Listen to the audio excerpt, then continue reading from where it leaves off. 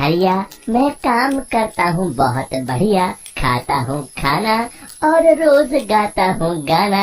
अरे यार, आज तो बहुत देर हो गई। इस खतरनाक जंगल को देखकर तो मेरे हाथ पैर ठंडे हो गए हैं। अगर मैं वक्त पर गांव नहीं पहुंचा तो मालिक बहुत नाराज हो जाएंगे। तभी हरिया को एक आवाज सुनाई देती है। सुनिए हरि जी। अरे, ये आवाज किसने दी? तभी हरिया को सामने कुछ दूर एक औरत खड़ी दिखाई देती है। अरे भाई, ये औरत अकेली इतनी रात को इस जंगल में क्या कर रही है? चलकर पूछना पड़ेगा। फिर हरिया अपनी बैलगाड़ी उस औरत के सामने लाकर रोक देता है और उससे पूछता है। अरे सुनिए, आप इतनी रात को इस खतरनाक जंगल में अकेली क्या कर रही हैं? तभी वो औरत मीठी आवाज में कहती है। अरे हरि जी, आप आ गए। मैं कब से आपका इंतजार कर रही थी। वैसे तो यहाँ से काफी लोग गुजर चुके हैं, लेकिन मैं खास आपका इंतजार कर रही थी। अच्छा, तुम सच कह रही हो? मुझे तो यकीन नहीं हो रहा है। वो क्या है ना, आज तक किसी ने मुझसे इतने प्यार से बात नहीं की। हाँ हरि जी, मैं सच कह रही हूँ। अब देर मत करिए और जल्दी से मुझे मेरे घर तक छोड़ दीजिए। हाँ, कौन सी बड़ी बात है, अभी छोड़ देता हूँ। आप मेरे पीछे बैलगाड़ी में बैठ जाइए और मुझे रास्ता बताते चलिए। फिर वो औरत हरिया की बैलगाड़ी में बैठ जाती है और हरिया बैलगाड़ी हाँकता हुआ आगे चल पड़ता है। फिर उस औरत के बताए हुए रास्ते पर चलते चलते हरिया बैलगाड़ी लेकर एक काली गुफा के आगे आकर रुक जाता है। हरिया उस औरत से पूछता है। हाँ देवी जी, आपका घर कहाँ है? यहाँ तो एक गुफा के अलावा और कुछ नहीं है। तभी अचानक वो औरत हवा में उड़ने लगती है। देखते ही देखते उसका सुंदर रूप एक डरावनी चुड़ैल में बदल जाता है और वो जोर जोर से हंसती है। अरे तुम्हें बेवकूफ निकला। तू तो मेरी आसानी से मेरी बातों में आ गया। अरे मर गया रे, ये तो एक चुड़ैल है। हे भगवान बचा ले, ये तो बड़ी डरावनी दिखाई दे रही है। और फिर अगले ही पल हरिया की बैलगाड़ी में रखा सारा सामान हवा में उड़ता हुआ उस काली गुफा के अंदर चला जाता है और वो चुड़ैल भी उस गुफा के अंदर जाकर कहीं गायब हो जाती है। हरिया ये नजारा देख बुरी तरह घबरा और परेशान हो जाता है। अरे, ये चुड़ैल तो मेरा सारा सामान लेकर गुफा में गायब हो गई। अब क्या होगा? अगर मैं गांव खाली हाथ गया तो मालिक मेरी अच्छी खबर लेंगे। मेरी इस बात का कोई यकीन भी नहीं करेगा। फिर आखिर वही हुआ।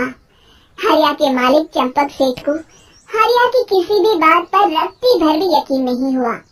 चंपक सेठ को लगा हरिया झूठ बोल रहा है और उसने ही लालच में आकर सारा सामान हड़प कर लिया है।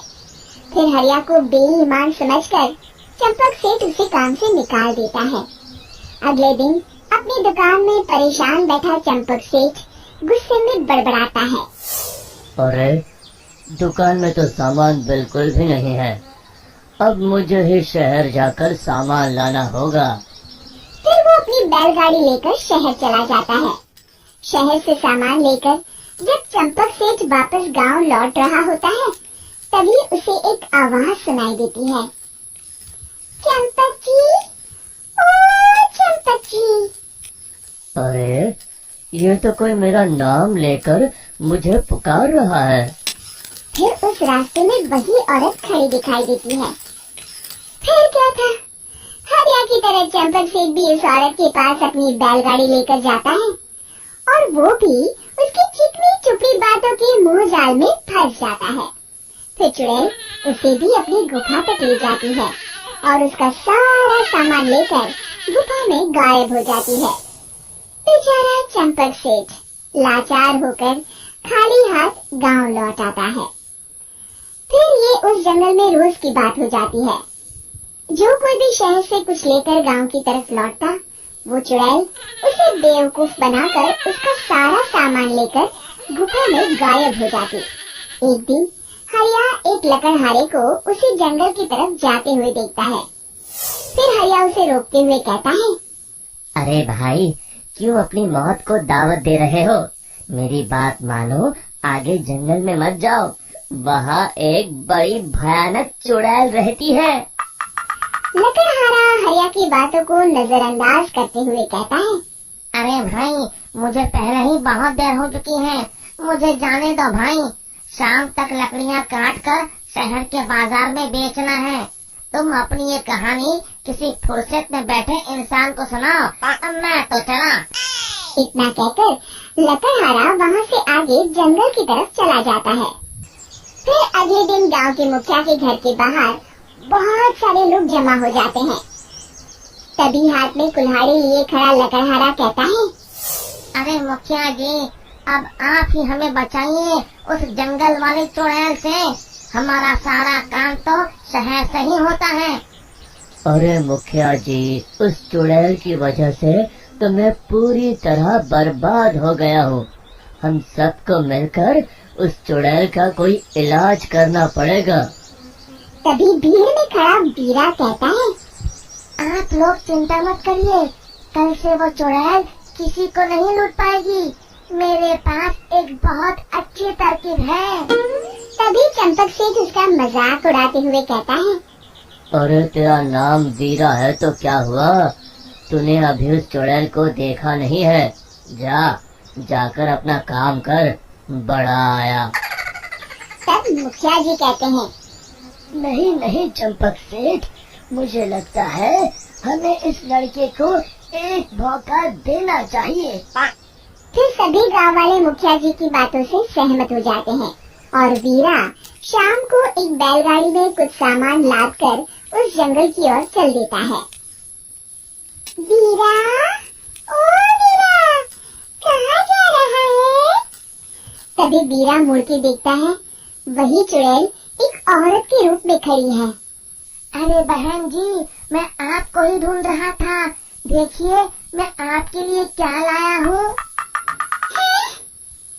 अरे वाह, तो खुद मेरे लिए इतना सामान लाया है। तू ही अकेला गाँव में समझदार है। जरा देखो, मैं भी खोल के जैसे ही चुड़ैल उस सामान पर से कपड़ा हटाती है, एक भगवान शिव की तेज रोशनी उसके अंदर मूर्ति से निकलती है और चुड़ैल अपने असली रूप में आकर जलने लगती है।